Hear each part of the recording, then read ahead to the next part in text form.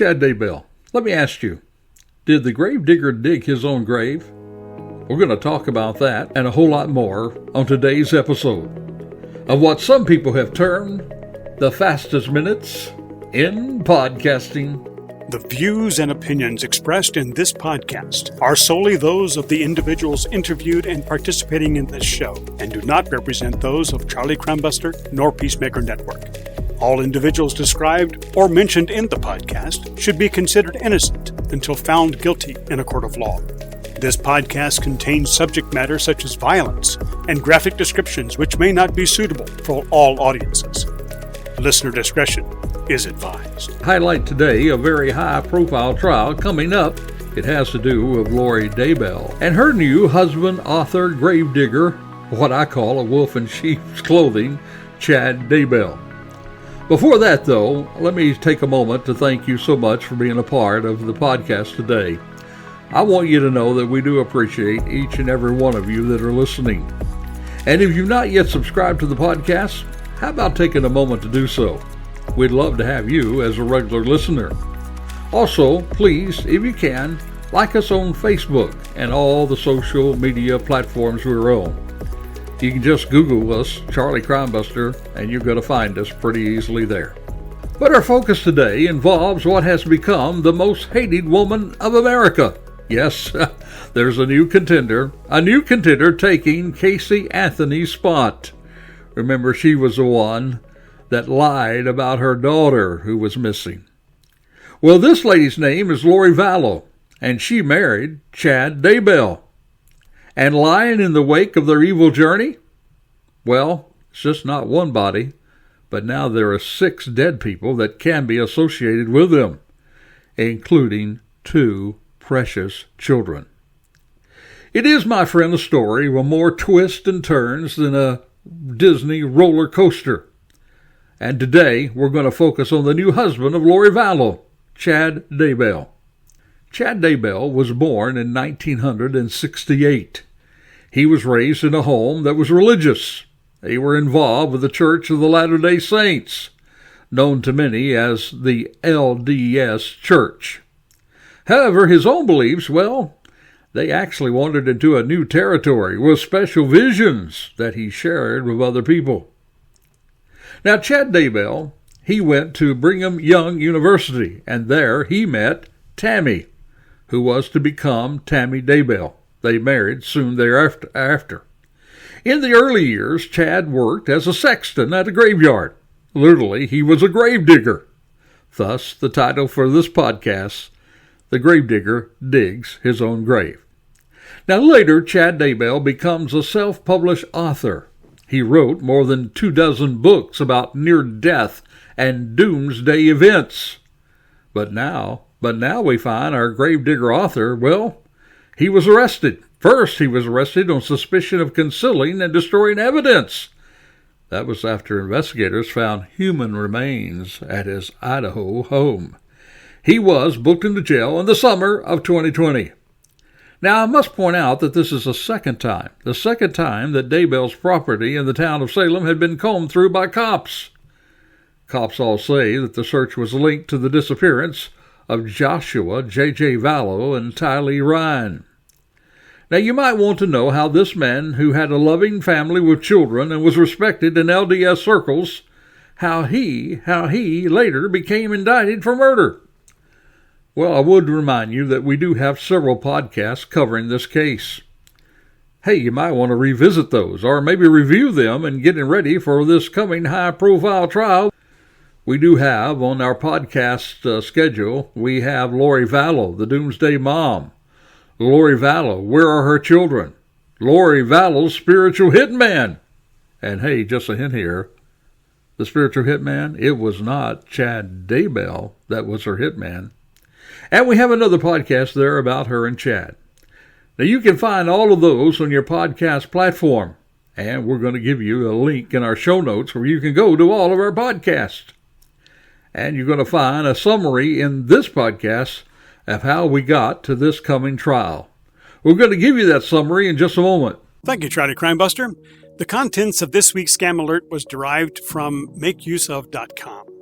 In today's topic, ransomware and how you can prevent falling victim to this scam. First of all, what is ransomware? You see, ransomware is a malicious attack on your computer that leaves your data locked or encrypted by an anonymous cybercriminal.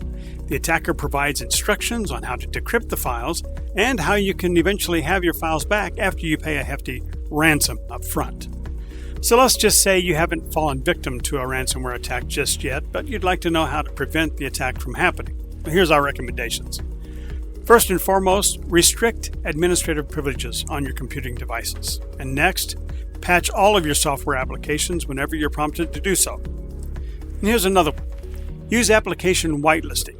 You see, this allows pre-authorized programs to run while all the other ones remain blocked by default. Believe it or not, emails are the most vulnerable to ransomware, so it's imperative to ramp up your email security. Here's one for you. Use multi-factor authentication. You see, this adds an extra layer of security as it requires 2 or more pieces of evidence to log into remote access systems like online banking.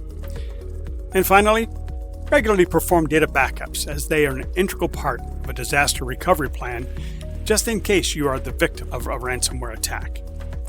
Besides being extra careful, always remember that malware attacks, including ransomware, target unpatched and obsolete software, so it's imperative that all software running on your machines are up to date with the latest security patches and updates. You see, you can defend yourself against ransomware. But join us next week as we will provide you with instructions on how to mitigate ransomware if you do fall victim to this malware. You see, at Charlie Crimebuster, we strive to keep you safe. Now our focus today is on Chad Daybell, the gravedigger author that dug his own grave. And to understand the case better, well, let's give you a quick timeline. There was a felony indictment that indicated that on October the 26th in 2018, Lori Vallow and Chad Daybell, they met and began discussing their religious beliefs. And that discussion of those religious beliefs, well, that was to justify the killing of Tammy Daybell, Joshua J.J. Vallow, and Tylee Ryan. You see, both of these children were Lori's kids. The couple is believed to have met around this time at a religious conference in St. George, Utah. During those discussions, Chad and Lori talked about dark people and zombies. You see, according to them, there were people on Earth that were not the people they were supposed to be. It seems that some evil spirit took over their own bodies. And get this, the only way to release the evil spirits, well, it was to kill their bodies, and then their souls would be set free.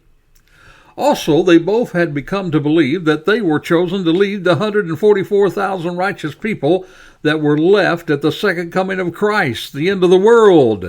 You see, all others had been killed off, all the other righteous people killed off by the terrible tribulation at the end of the world. And they together, Lori and Chad, were to be on a mission together as leaders of the new world. And there was nothing to keep them from this mission. Not the fact that they were each married to others. You see, there was nothing that could keep them from this important mission.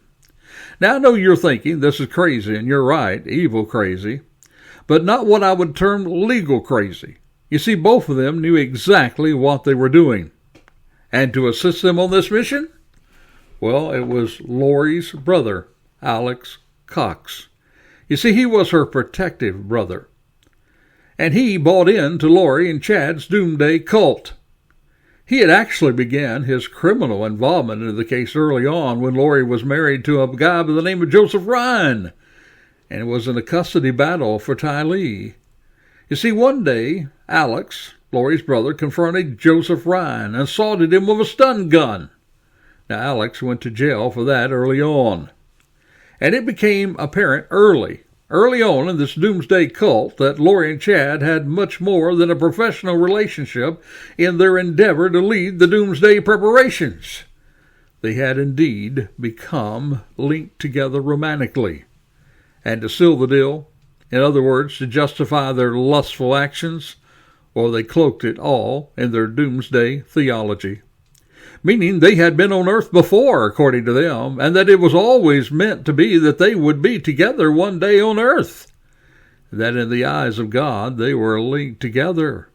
But yet, there were some earthly problems hindering their mission and relationship. Problem number one was Lori's husband, Charles Vallow, her fourth husband. You see, as Chad Daybell became brighter in Lori's life, well, Charles, her husband, he became darker. Yep, you guessed it. He became one of those dark zombies that Chad and Lori had talked about. In fact, Charles, he began to pick up on it. He began to fear for his life. She actually told him, she said, "You're not Charles. I don't know who you are and what you did with Charles." And Charles Vallow, who became victim to the mission to eliminate the darkness, well, he thought his wife was having a mental breakdown. He even reported it to police. Attempted to have her committed, told him he was scared for his life. But Lori, well, she was very charming, and she charmed her way out of that, and out of that commitment, mentally. Now, Charles, he was on to Lori and Chad. He filed for divorce, and secretly he changed his life insurance beneficiary from Lori to his sister, and he was in fear for the safety of his children. Text messages now reveal that Charles was set up for murder. And on July 11, 2019, Alex Cox, Lori's doomsday hitman, well, he shoots and kills Charles Vallow as he comes to pick up his adopted son, JJ. Now, Alex, he claimed that it was self-defense, but text now reveals, and other circumstances say otherwise.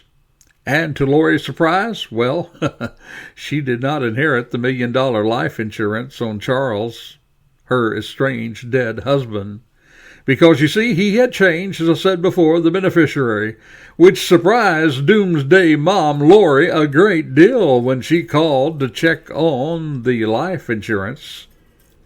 Now, just how much Chad Daybell at this time was a part of that particular plot remains to be seen. But we do know this, get this, just hours after Charles's death, well, Chad Daybell, he was recorded making a call to a local funeral home, making arrangements for Charles to be cremated and his remains sent to Louisiana. And in that recording, he lied. He said he was a nephew to Charles Vallow. Methinks something else is going on there, right, don't you? So now, Charles Vallow is out of the way. What is next now for the doomsday couple? Well, the only people that were there at the time that Charles was shot was Lori, Alex, little JJ, and Ty Lee, who was a teenager at the time. And it does appear at first that Ty Lee, the teenager, she went along with a self-defense story. But maybe she knew too much more about what happened. What really happened at that moment? And it also appears that she, too, this teenager, went dark. In other words, to Lori and Chad pronounced on a judgment scale people's standing, whether they were in the light or the dark. And he did predict to Lori that Tylee was going dark, that an evil spirit had entered her as well. Now, you do remember, don't you, that the belief is that the only way to rid the body of an evil spirit is to kill the body. So get this. On September the 8th, 2019, Tylee, JJ, Alex, and Lori are seen at the Yellowstone National Park. There are pictures of them all together there. On that day, September the 8th, 2019. And that, my friend, was the very last day that Tylee, the young teenager, was seen alive. There's another interesting point on that day of September the 8th. It was on that very day that Chad Daybell increased his own wife's, Tammy's, life insurance to the maximum amount he could, which was just about $500,000. You see, just 2 weeks later after this, after we find that it was the last time that Tylee was seen, and after Chad had increased the life insurance, well, just after that, Lori described JJ as jumping off the top of the refrigerator, knocking down a picture of Christ. In other words, she was describing little JJ as someone as though a demon was in him. And then, yes, you guessed it, little JJ went missing as well. And so now we have 2 children missing. But wait, there's more. Talking about people that are standing in the way of Chad and Lori getting together, leading these people in the doomsday time? Well, there's one other obstacle, Tammy Daybell. Chad is married to Tammy Daybell, Chad's wife. And on October the 9th, Tammy calls 911. She says a masked man shot at her in the driveway with a paintball gun. She goes on to post this experience on Facebook, saying she has no idea who the person was or why they would shoot at her. But court documents, they later reveal that Alex Cox attempted to shoot and kill Tammy Daybell that day. And something else. There have been disturbing texts that's been recovered from Chad Daybell to Lori. One of them said that Chad referred to himself as a modern Henry Potter, escaping to spend time with his goddess lover Lori, yet while he was still married to Tammy. And there was one even more darker text that appeared. He stated, yeah, you guessed it, that his wife Tammy had turned dark and had been taken over by another. And he also mentioned, quote, the timing of her removal. So on October the 19th, 2019, just a month after little JJ was last seen, well, Chad Daybell, he calls 911, and he now says that Tammy died in her sleep at their Salem home. The family requested no autopsy, even though it was unknown why or how she had died in her sleep. But this doomsday duo cannot waste time, because they're on a mission from God, they say, to lead the doomsday crowd at the end of time, which is fastly approaching. You see, within weeks of Tammy's death, Chad and Lori, they're married in Hawaii on November the 5th. The wedding ring was purchased by Lori just days before Tammy's death. After their Hawaii wedding, they returned to Rexburg. And over the coming weeks, police say that Chad told witnesses that Lori had no minor children. Police also say that Lori told people that Tylee had died earlier, 11 years earlier, or years earlier, rather. Then on November the 26th, the Popo gets involved. The police are sent to check on JJ. It's a welfare check. They were sent there at the request of JJ's grandparents, Larry and Kay Woodcock. You see, they had not spoken to the boy in months. Lori then tells police there that JJ was with her friend Melanie Gibb in Arizona. At the same time, Chad Daybell calls Melanie and asks her not to answer the police calls checking on this story. And police then determined within days that JJ was not with Melanie Gibb. The very next morning, police returned with a search warrant. But guess what? The Daybells are not there. They've quickly left. In fact, records reveal that on December the 1st, Chad and Lori catch an American Airlines flight to Hawaii. And the children are not with their parents.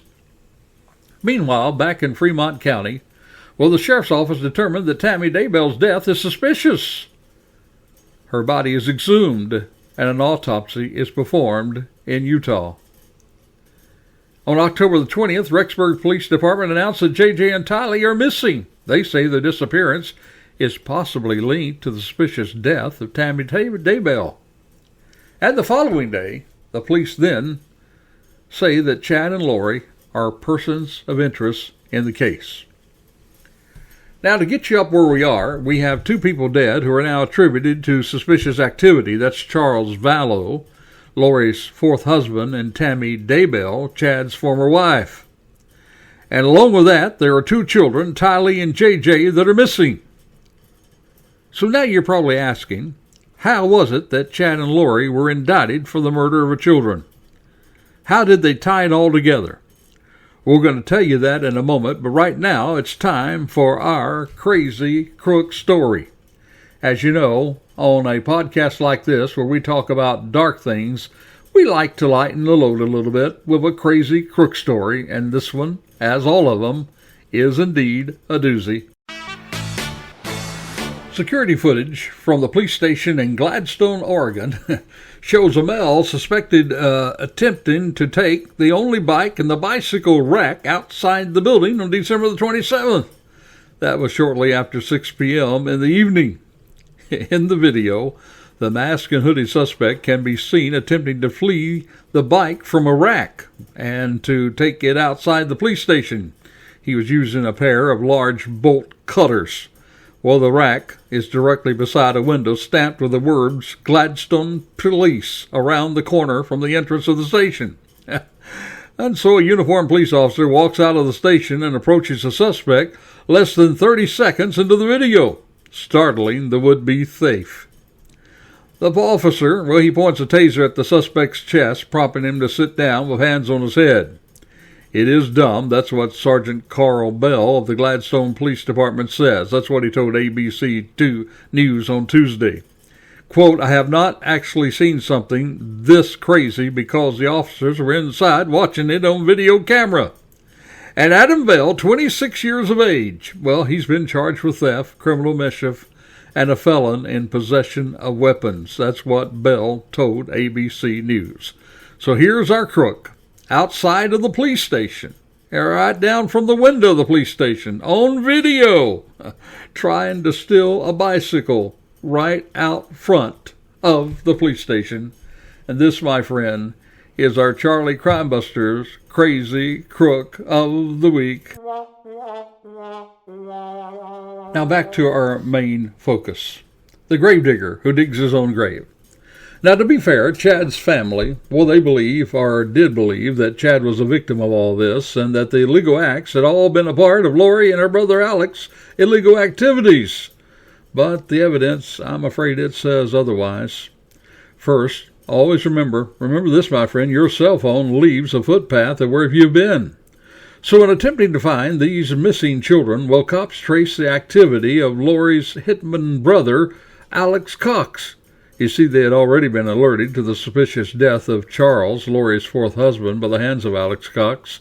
And so they find that on September the 9th, just one day after Tylee was last seen alive, phone records, they placed Alex, of all places, on Chad Daybell's property. In the general area where investigators would eventually find, they found Tylee's and little JJ's body. Also on that same day, Chad, he sent a text to his wife, Tammy, and he was saying that he shot a raccoon and he buried it there in that same area. You see, that was a good way to cover up to his wife. That's why the ground there may have been disturbed. So yes, I do believe that the gravedigger, that he digs his own grave with the text and other evidence that proves that he's a part of this whole evil doomsday conspiracy. You see, now they've already had Chad's preliminary hearing. But now, despite the fact that the preliminary hearing, it found that there was enough evidence to bind Chad over for a trial and for facing a possible death penalty if convicted. Even though that's already happened, Chad's family still believes or wants to believe that he's a pawn being used in the hands of Lori and Alex Cox. But consider with me the following. Number one, it was his own fanatical teaching to paint people with darkness and saying the only way they could be free is to kill the body that brought all of this into fruition. Number two, he was on the phone just hours after Alex had shot and killed Lori's fourth husband. And he was lying about that, saying that he was Charles' nephew, attempting to get the body of Charles cremated and sent away. Number three, he states that Tylee had a darkness which meant the only way to have her escape was to kill her. And number four, he texts Lori that his wife Tammy has the darkness, and that, quote, it is only a matter of time before her removal. Number five, he gives great praise to Alex for his faithfulness and duty for the doomsday cult activities. And number six, it is on his property that the children were buried, where Alex was present. And the same day, Chad sends a text to his wife about killing a raccoon there and burying it on the property. He also mentioned in the text that he was cleaning up the burn pit, the very same burn pit where Tylee's body was burned before burial. It was on his property and because of his influence that these two precious children were buried. Yes, the gravedigger dug his own grave and left evidence behind. Well, now his real trial will follow, and Lori's will follow, and they will be another high-profile trial that we will keep you updated on.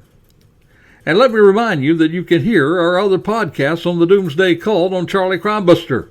Go to charliecrimebuster.com, click on the menu, go to the Charlie Shows, or you can find us on your podcast platform. We'll also give you a link at the bottom of our show notes so that you can get caught up with all of the Charlie Shows. Now, in closing with our Charlie Chat, let me say, do not paint all people of faith with the same paintbrush as this Doomsday Cult people. The Bible itself warns us to watch out for people who come as wolves in sheep clothing. It tells us, the Bible does, that there will be those who will masquerade themselves as people of faith who will do evil, and it tells us to avoid them. Now, this should not discount the good that has been done and will continue to be done in faith's good name. The Bible says that Jesus went about doing good, and the people of faith have led the way in caring about others throughout history. Our best universities and our best hospitals have come about because of people of faith. Lives have been changed. Alcoholics and drug users have been changed, all by faith. So do not place all the people of faith in the category of this evil doomsday cult. Instead, become aware and become alert and be safe. For the life you save, well, it may be your very own. You have been listening to Charlie Crimebuster. You can find additional podcasts at charliecrimebuster.com. You can also support our first responders, military, and law enforcement communities at peacemakernetwork.com. If you would like to make suggestions for future podcasts, please send your ideas to charliecrimebuster@gmail.com. That's charliecrimebuster@gmail.com. Thank you for joining us today, and we hope that you will join us next week for another exciting crime story with Charlie Crimebuster.